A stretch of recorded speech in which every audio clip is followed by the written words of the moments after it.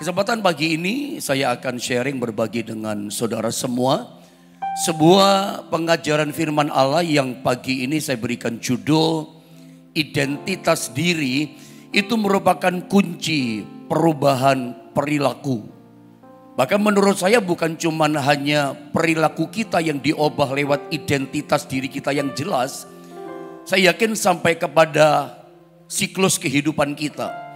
Sampai keadaan kita, sampai situasi kondisi kita itu akan berubah keadaannya. Kuncinya adalah kita mesti ngerti dengan jelas tentang identitas diri kita. Semua perubahan terjadi, kuncinya di sini titiknya. Identitas diri yang jelas, saudara ya. Mari kita lihat ayatnya, saudara. Ini dasar ayatnya. Kalau Anda tanya ayatnya, ada dasar ayatnya. Ini dasar ayatnya, salah satu contoh ayatnya itu ini, saudara ya. Sosok pribadi yang ngerti jelas identitas dirinya, namanya Yohanes Pembaptis. Yohanes 1 kita baca di ayat yang ke-19, saudara ya. Yohanes 1 sampai 23 ya, kita baca bergantian ya. Ada kelihatan ayatnya itu ya, saya jadikan satu supaya saya enak menerangkannya. Makanya jadi agak kecil-kecil tulisannya ya.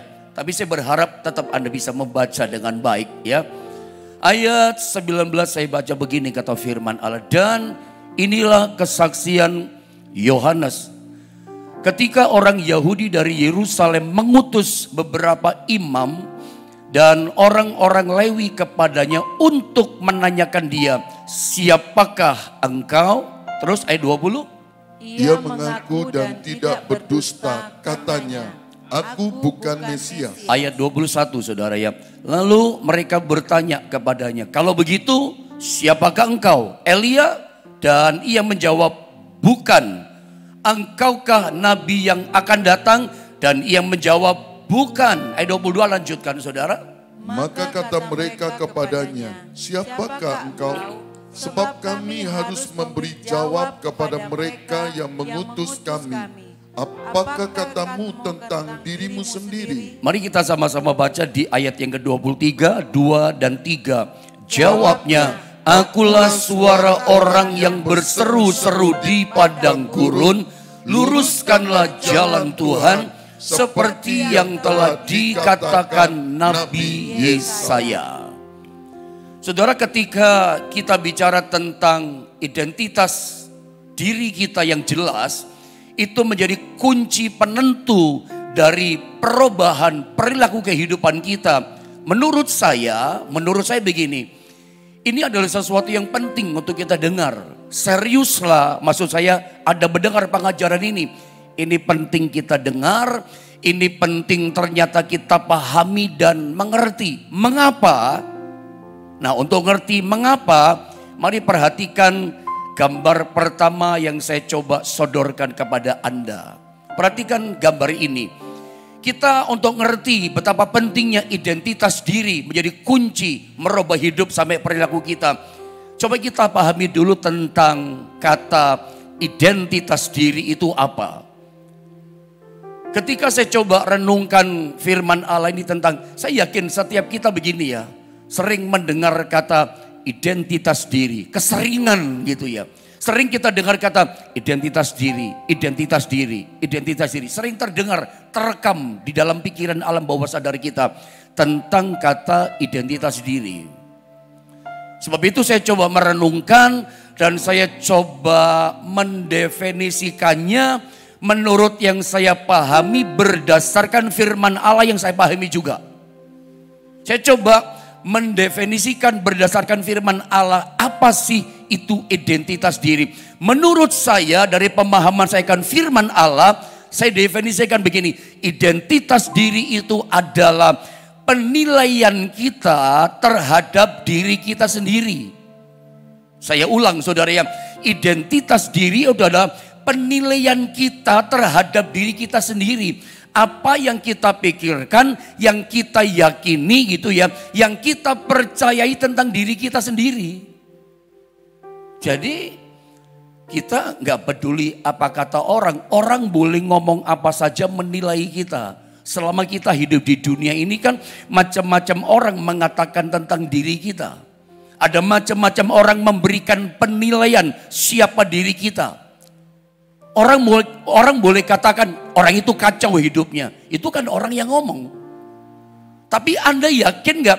Anda percaya gak hidup kita kacau? Selama kita memahami diri kita dan kita menilai percaya hidupku tidak kacau kok, diriku tidak kacau. Seperti firman Allah katakan, aku orang yang setia sama Tuhan, aku orang yang taat, aku orang yang jalannya lurus. Apa kata firman Allah? Terserah penilaian orang tentang diri kita. Orang boleh katakan diri kita kacau. Kita nggak usah pedulikan kata orang. Yang kita pedulikan adalah apa kata firman tentang diri kita. Kita nggak kacau kok. Orang boleh katakan, sorry kata-kata saya, bejat itu orang. Tapi selama Anda bisa menilai dirimu, percaya, yakin aku ndak orang bejat. Aku orang tulus, aku orang jujur seperti firman Allah aku lakukan. Nggak usah pedulikan kata orang. Termasuk nggak usah peduli apa kata dunia tentang kita. Yang penting adalah kita peduli apa yang kita katakan tentang diri kita, yang firman juga katakan tentang diri kita. Itu yang paling penting. Makanya identitas diri itu saya definisikan adalah penilaian kita terhadap diri kita sendiri. Dunia macam-macam menilai diri kita. Orang sekitar kita punya penilaian. Tapi yang penting adalah apa sih kata Tuhan, kata firman tentang diri kita. Nah itu yang penting saudara. Itu yang penting. Mari saya akan tunjukkan satu contoh. Di Alkitab dari ayat yang kita baca tadi, Yohanes pasal 1 tadi saudara ya. Ada sosok pribadi yang saya temukan, salah satunya ya. Sosok ini pribadi namanya Yohanes Pembaptis. Dia adalah seorang sosok pribadi yang tahu betul dengan jelas identitas dirinya. Dia ngerti betul siapa dia. Makanya dia gak peduli penilaian orang. Orang boleh ngomong apapun tentang dia. Tapi orang ini, sosok ini ngerti jelas identitas dirinya. Dan itu penting. Mari saya tunjukkan contoh-contohnya dari ayat ini. Dari mana dasarnya tentang identitas diri? Nah kita lihat dari contoh kasus ayat ini. Perhatikan ayat yang ke-19 dikatakan ini. Dan inilah kesaksian Yohanes ketika orang Yahudi dari Yerusalem mengutus beberapa imam dan orang-orang Lewi kepadanya untuk menanyakan dia, siapakah engkau? Apakah Anda sepakat dulu dengan saya? Kalimat yang mengatakan siapakah engkau, bukankah kalimat ini, kata ini bicara tentang identitas diri yang ditanyakan, siapakah engkau?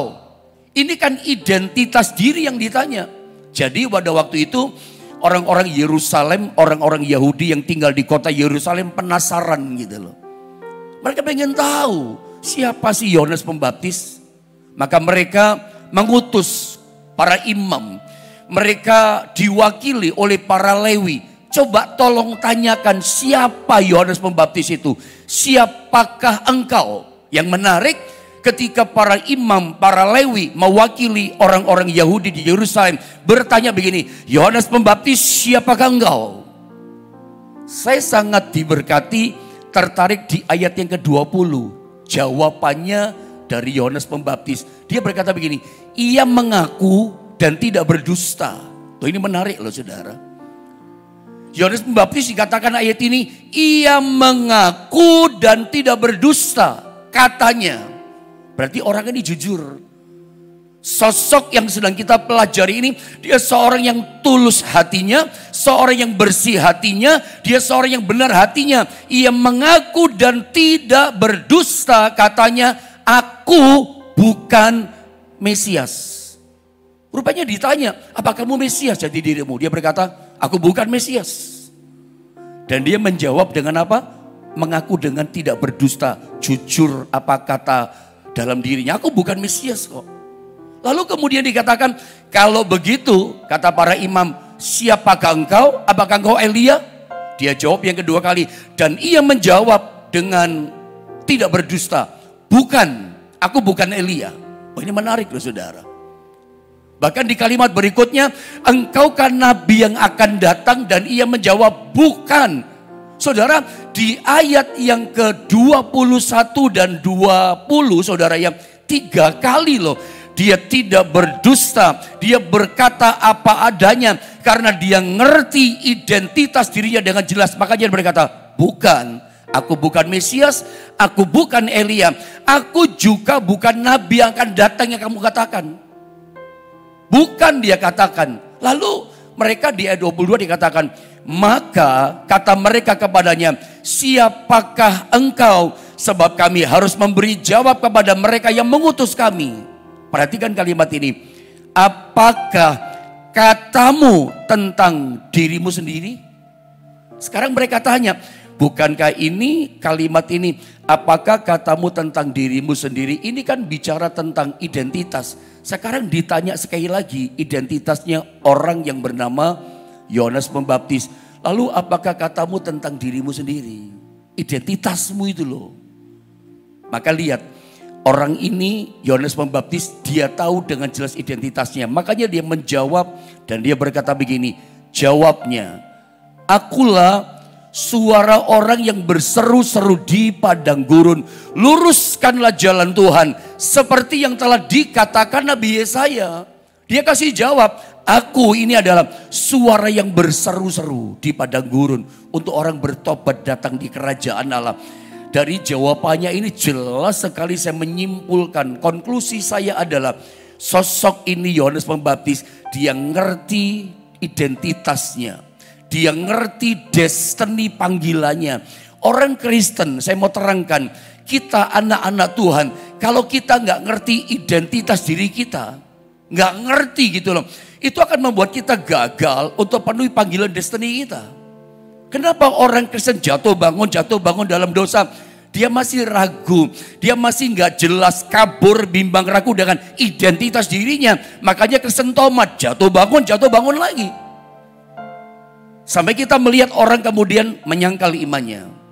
Kemudian kita sering mendengar orang tinggalkan Tuhannya, tinggalkan pelayanannya, tinggalkan imannya. Why? Kenapa bisa terjadi seperti itu? Orang ini nggak jelas identitas dirinya. Jatuh bangun, nanti bangkit lagi, nanti jatuh lagi. Selalu kalah. Nanti bangun, gelagapan, nafas, tarik nafas lagi, kalah lagi sama setan. Kenapa? Orang selalu gagal dan kalah dan jatuh, bangun, jatuh, kesaksian hidupnya hanya berputar siklusnya seperti itu. Apa sebabnya? Identitas dirinya dia nggak jelas. Maka dia akan gagal untuk mencapai destiny Tuhan yang besar, yang ilahi dalam hidupnya. Jadi saya katakan dari awal kepada Anda semua, betapa pentingnya saya dan saudara kita semua memahami, mengerti tentang jati diri, identitas diri kita. Mari saya tunjukkan sama saudara gambar berikutnya. Bahwa ternyata begini saudara ya, identitas diri seseorang itu ternyata menentukan perilaku seseorang. Orang itu perbuatannya kayak apa, kelakuan orang itu kayak apa, itu semua adalah hasil dari identitas diri yang dia tahu. Makanya saya tuliskan begini, identitas diri seseorang ternyata itu sangat menentukan perilaku perbuatan seseorang. Saya tunjukkan rumusannya Tuhan merubah kehidupan kita. Yang dirubah itu apanya dulu? Identitasnya. Perhatikan ya, ini rumusan firman, rumusan Tuhan mengubah hidup kita. Yang dia ubah adalah identitas seseorang dulu demi mengubah perilakunya. Jangan dibalik. Anda jangan salah punya persepsi pemikiran bahwa ketika Tuhan mengubah seseorang, kelakuannya dulu diubah, perbuatannya dulu diubah. Enggak, bukan perbuatannya dulu, kelakuan yang diubah. Apa yang diubah pertama? Yang diubah dulu adalah identitas dirinya, atau istilah yang sering kita dengar, gambar diri dulu yang diubah, identitasnya dulu diubah. Ini saya tunjukkan pada saudara cara kerja Tuhan, rumusnya Tuhan, rumusnya firman. Bagaimana mengubah seseorang, keadaan seseorang dipakai oleh Tuhan. Yang diubah clear saudara ya, identitasnya dulu dibereskan demi membereskan apa? Perilaku hidupnya. Jadi kalau Anda ingin sebuah perubahan dalam diri seseorang, mungkin itu anak kita kali ya. Aduh, anak saya Pak, kelakuannya Pak. Hari-hari ini ada banyak orang tua mengeluh Saya cerita boleh ya? Saya tidak menyebutkan nama. Tapi ini menjadi pelajaran buat kita. Ada beberapa orang tua DM ke saya. Semacam curhatlah kepada gembalanya. Walaupun saya gembala online saudara kan. Boleh Anda cerita sama saya. Doakan Pak. Ada beberapa itu ya. Nggak sedikit, ada beberapa. Doakan anak saya Pak. Dulu anak saya baik. Dari kecil sampai remaja baik. Menurut orang tua ini baik. Tapi dengan bertambahnya pergaulan, tiba-tiba berubah penampilan anak. LGBT, menjadi gay. Yang satu lagi menjadi lesbi anak perempuannya. Dalam proses itu. Seringkali orang rasanya, aduh bagaimana ya. Coba ingin mengubah keadaannya, bagaimana mengubahnya. Tidak gampang loh merubah yang seseorang udah jadi gay. Dia bahkan mendeklar dirinya, saya gay. Kumpulannya gay. Hari ini mimbar-mimbar gereja mulai membicarakan LGBT. Iya.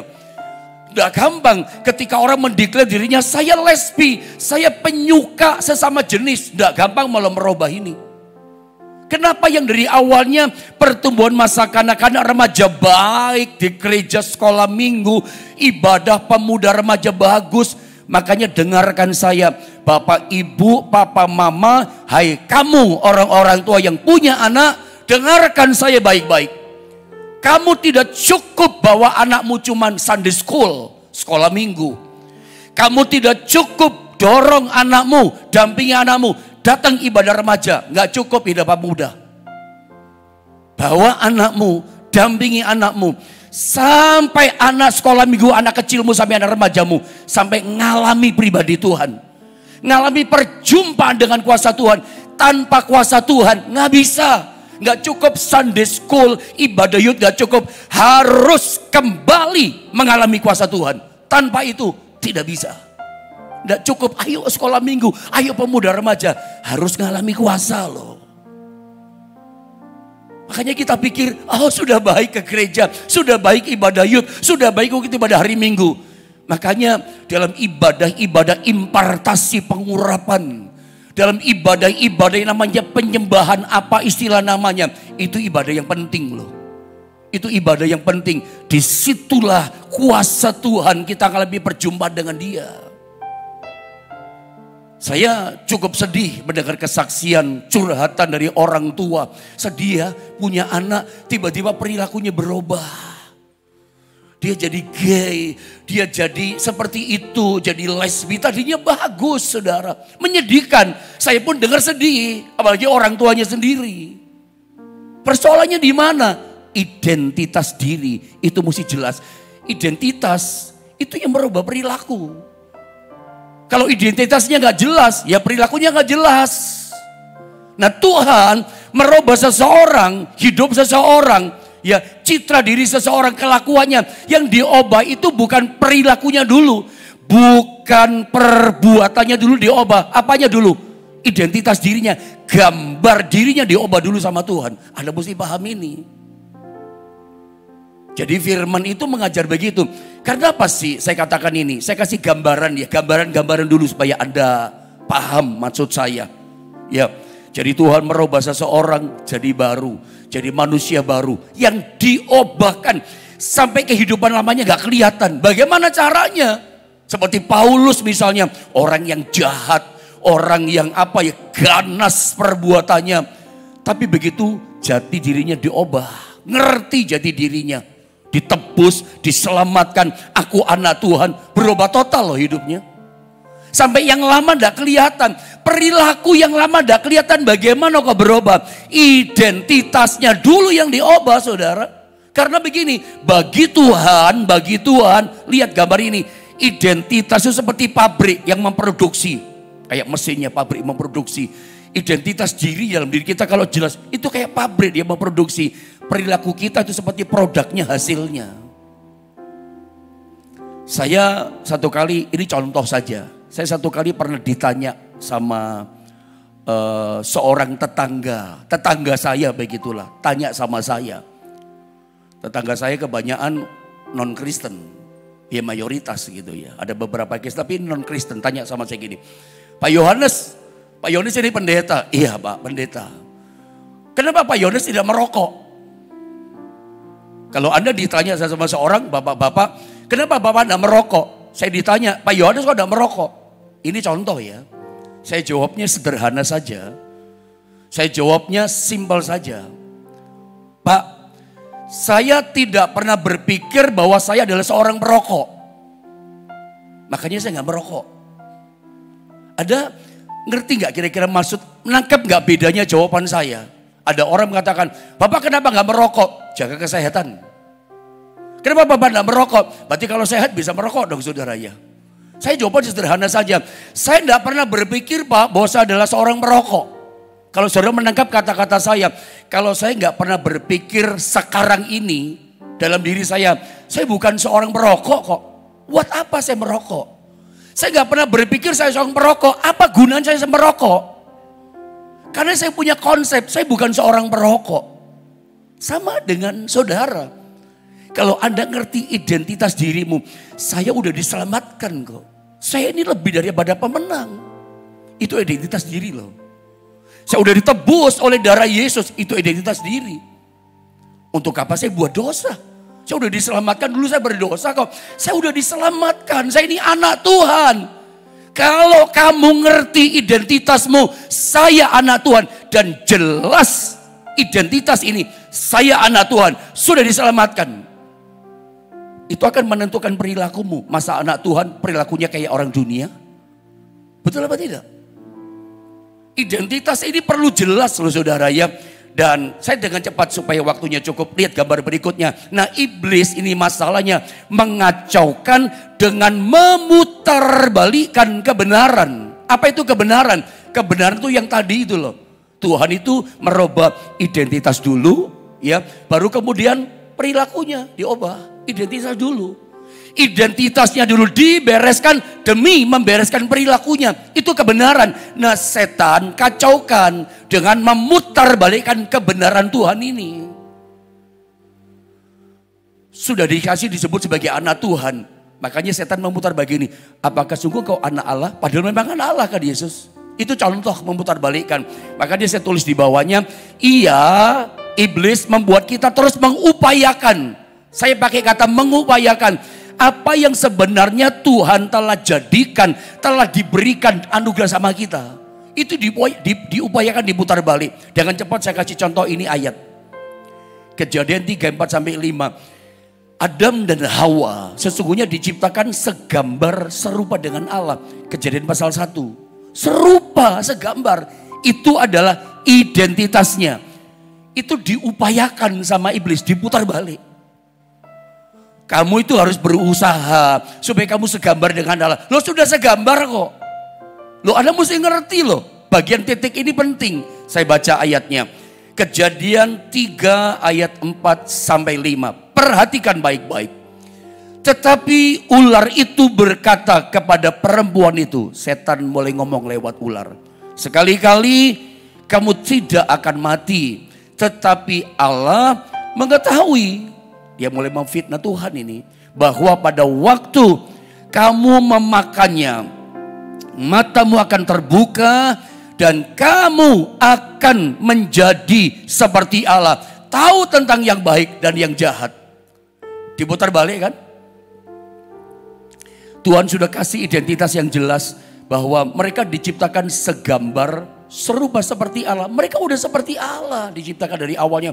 Penuh dengan kemuliaan Allah, kata Alkitab. Setan mereka tidak takut hadir. Semua binatang taman dan mereka tidak takut. Mereka beri nama, tidak pernah lupa. Hidup mereka hidup yang berkualitas. Kenapa? Segambar serupa seperti Allah mereka.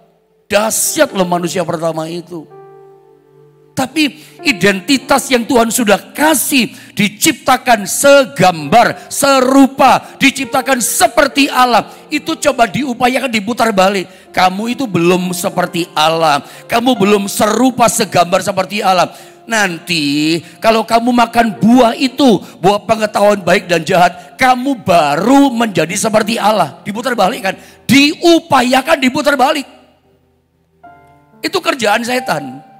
Dan sorry, kalau saya mau tanamkan pemahaman ini sama saudara, lihat gambar ini. Agama itu seperti itu. Nih saya nyatakan sama saudara ya, agama saya ulang seperti itu. Agama ngajar apa sama kita? Berbuat benar, berbuat benar, berbuat benar, berbuat benar, terus berbuat benar. Supaya apa? Supaya kamu jadi sebagai orang benar. Itu kan agama kan? Ajaran agama semua begitu. Berbuatlah benar, setiap hari berbuat benar, sebanyak-banyaknya kamu berbuat benar. Tujuan apa finishnya? Supaya kamu jadi orang benar. Jadi untuk jadi orang benar, startnya langkahnya ada. Berbuat benar, supaya ujungnya jadi orang benar. Kekristenan, Tuhan, firman Allah, Alkitab mengajar begini. Kita itu berbuat benar karena kita adalah orang benar. Jadi kenapa perilaku kita harus berbuat benar? Kenapa perilaku kita harus hidup kudus, harus hidup menyenangkan Tuhan? Karena kita orang benar. Jangan dibalik ya. Jangan sampai setan memutar balik ini. Identitas diri kita. Satu contoh misalnya. Kita itu orang benar. Jadi langkah awal kita, start kita harus merasa gini. Aku orang benar. Makanya aku perbuatannya harus benar. Kebalikannya agama. Harus berbuat benar. Harus berbuat benar. Tujuannya apa? Supaya kamu jadi orang benar. Kita ini sudah dibenarkan oleh darah Yesus. Status kita orang benar. Memang dulu kita gak benar. Tapi status kita, Tuhan yang kasih status. Tuhan yang memberikan identitas anugerah ini kepada kita. Diberikan kepada kita. Kita semua tanpa kecuali. Kita ini adalah orang benar. Coba Anda bisa mulai ketik chatting di YouTube channel GSPD Jombang. Ataupun di akun Facebook Johannes Naftali. Katakan identitasmu. Saya adalah orang benar. Saya adalah orang benar. Yang telah ditebus oleh darah Kristus. Itu identitas diri kita. Saya orang benar. Makanya perilaku kita mesti benar. Saya orang beriman, itu identitas kita. Beriman kepada Yesus. Maka tindakan-tindakan kita, perilaku kita harus dengan iman. Tidak ada bimbang, tidak ada ragu. Aku percaya, aku pasti menang. Memang jalanku buntu, tapi Tuhan pasti kasih jalan keluar. Dalam nama Yesus aku sembuh. Itu perilaku iman tuh. Dihantam masalah yang besar. Aku percaya Yesus tolong aku. Karena identitas kita orang beriman. Kita miliknya Tuhan. Pemilik hidup kita Yesus, cinta sama kita. Saudara, luas ya tentang identitas diri. Tapi Anda mesti paham tentang identitas ini. Saya kasih contoh ayat sama saudara. Paulus pernah ngomong sama jemaat di Roma. Roma pasal 1 ayat 7. Lihat ayat ini. Roma 1 ayat 7. Saya baca ya dengan cepat, perhatikan. Kepada kamu sekalian yang tinggal di Roma, yang dikasihi Allah, saya kasih garis, yang dipanggil. Lalu kemudian apa? Dan dijadikan orang-orang kudus.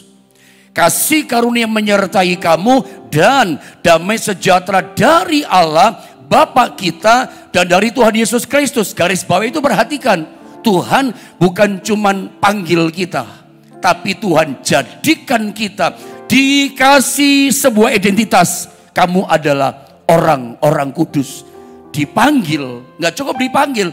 Dikasih identitas, kita itu orang kudus, kita orang benar, kita orang kudus. Dulu kita gak kudus, darah Yesus kuduskan kita.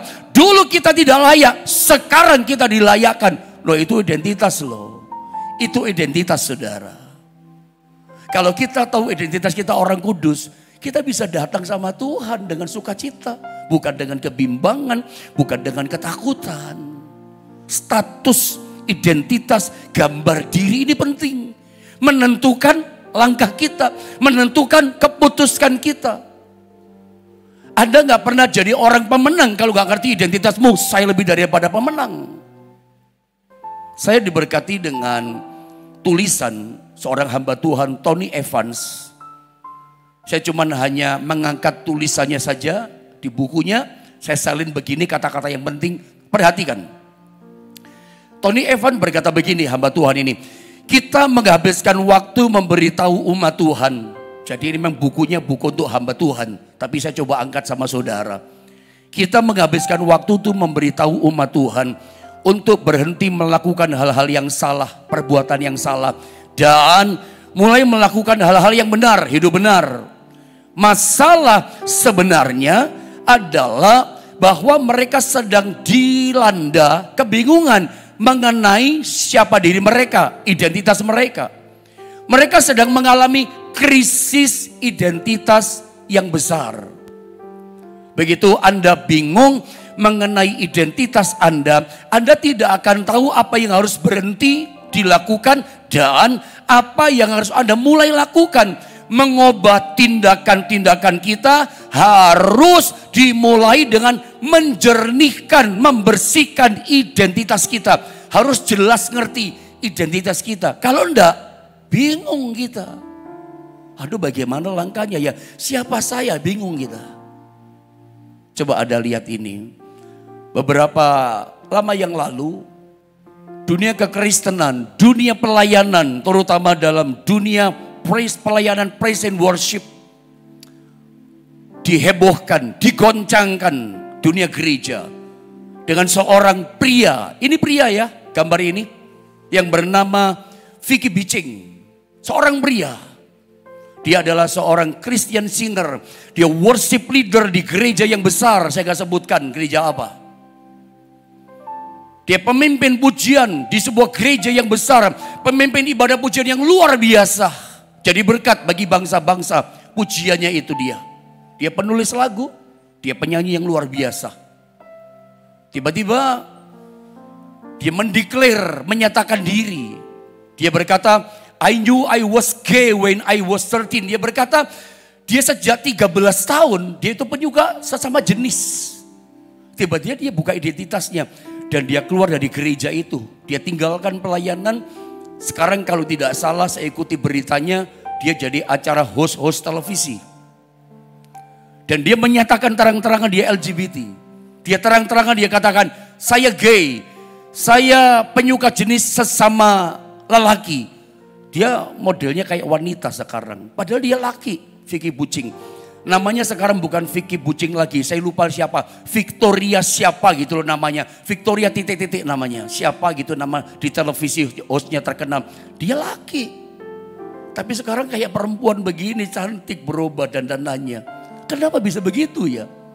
Anda bertanya kan, pelayan Tuhan pendeta. Lu pelayan Tuhan, kurang pelayan Tuhan bagaimana? Memimpin ibadah-ibadah besar. Nyanyian pujiannya jadi berkat bagi bangsa-bangsa. Lirik lagunya itu loh, seperti menyentuh hati Tuhan. Kata-katanya syahdu indah mazmurnya. Luar biasa gitu. Tapi siapa sangka dia mendeklar, saya adalah gay, penyuka sesama jenis pria. Waduh, saudara, menghebohkan dunia gereja. Kenapa ya bisa begitu? Ini masalah identitas diri sebetulnya. Identitas dirinya gak jelas. Makanya mudah jatuh, mudah digoncang sama setan. Setan akan, ingat ya, identitas diri kita. Bagaimana sih membangun identitas diri? Perkataan siapa kita dengar? Coba bagian akhir mungkin saya gak sempat tulis di gambar ya. Tapi Tuhan ingatkan saya gini. Bagaimana kita membangun identitas kita, diri kita yang kuat? Ada dua perkataan yang kita dengar, yang kita percaya, mana yang kita percaya. Yang pertama perkataan Tuhan. Yang kedua perkataan setan, perkataan iblis. Dan dua-duanya ingin membangun identitas dalam diri kita. Yesus pernah berkata, Yohanes 14 ayat yang ke-6. Akulah jalan dan kebenaran dan kehidupan. Ini kalau saya terjemahkan adalah akulah jalan, akulah kebenaran, dan akulah kehidupan, akulah hidup. Dia berkata akulah kebenaran. Jadi orang percaya nggak percaya, semua perkataan Tuhan itu nggak ada bohongnya, semuanya benar. Orang ngerti nggak ngerti, nggak jelas nggak ngerti, tapi akulah kebenaran. Setiap perkataan Tuhan Anda harus percaya, semuanya itu benar. Meskipun kita belum ngerti, tapi itu pasti benar. Kita nggak paham. Kadang perkataan Yesus itu nggak masuk akal. Aduh, nggak masuk akal di perkataan firman Allah. Perkataan Tuhan nggak masuk akal. Tapi Anda harus terpercaya. Meskipun nggak logik, kontra logik dengan pikiran kita. Anda harus percaya. Itu semua perkataannya adalah benar. Gitu. Beda dengan iblis. Itu di ayat berapa ya dalam Injil Yohanes. Pasal 8. Kalau nggak salah ayat 44 itu kayaknya. Yohanes 8:44 mungkin ayatnya. Iblis dikatakan dia bapaknya pendusta. dalam dirinya tidak ada kebenaran, bukan kurang kebenaran. Dia tidak ada kebenaran, bukan kurang loh ya. Memang tidak ada yang benar. Semua perkataan iblis itu dusta, pembohong. Tidak ada benarnya. Nah, mana yang kita mau dengar? Hawa yang didengar bukan perkataan Tuhan. Dia pikir salah Tuhan. Dipikir setan yang benar. Dan itu membangun identitasnya. Akhirnya apa? Jatuh. Anda mau bangun identitas dirimu dengan perkataan Tuhan atau setan? Makanya iblis akan upayakan identitas yang ditanam sama Tuhan dibongkar sama dengan dia. Dengan cara diputar balik. Tidak benar kata Tuhan. Kamu itu bukan pemenang. Kamu itu orang kalah. Kamu itu orang gagal. Kamu itu banyak dosanya. Tidak mungkin doamu dikabulkan. Lalu kita mulai mundur. Ya percuma kalau gitu doa. Pantesan saya doa. Sudah lama doa gak dijawab. Mulai kabur identitasmu. Dikacaukan, diputar balik sama setan. Padahal Tuhan berkata, dosamu sudah aku ampuni. Kita layak, kamu orang yang layak. Itu identitas kita. Tapi setan mulai berkata, kamu gak layak, dosamu banyak, kamu jahat, gak mungkin doamu didengar. Anda mau dengar siapa? Yang kita dengar perkataannya dalam diri kita, itulah yang ternyata membangun identitas kita. Makanya sampai keadaan kita berubah karena identitas diri kita. Abraham, tadinya adalah Abram, diganti Abraham, bapak banyak bangsa, untuk punya keturunan. Ya, sampai kepada Yakub si penipu, untuk dia punya rencana ilahi, melahirkan rencana besar yang ilahi. Dari Yakub penipu, namamu sekarang bukan lagi Yakub, tapi namamu adalah Israel, putra Allah, pangerannya Allah. Lahirlah 12 suku Israel. Sama dengan Petrus kan, Kefas ganti dengan Petrus, diganti nama. Itu identitas loh. Hari ini saya berharap sampai merubah keadaan hidup kita. Situasi yang sulit, masa depan yang sulit.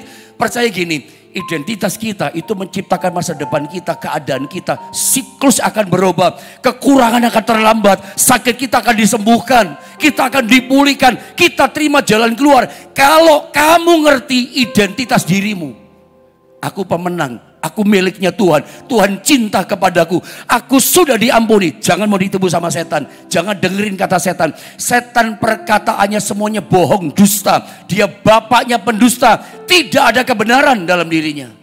Bukan kurang, tidak ada memang kebenaran. Tapi semua perkataan Tuhan, Anda mesti percaya, itu semuanya benar. Meskipun Anda gak ngerti, tapi itu benar. Ketika Anda percaya, itu identitasmu, menjadikan kau berkemenangan dalam segala hal. Jadi kalau Anda ingin ada di antara anak-anak kita mulai hancur pergaulannya, Anda ngerti yang harus diperbuat ya, bawa dia ke Tuhan, bawa dia konseling datang kepada hamba-hamba Tuhan, supaya identitasnya dikelirkan kembali. Identitas itu penting. Kenapa dia jadi gay?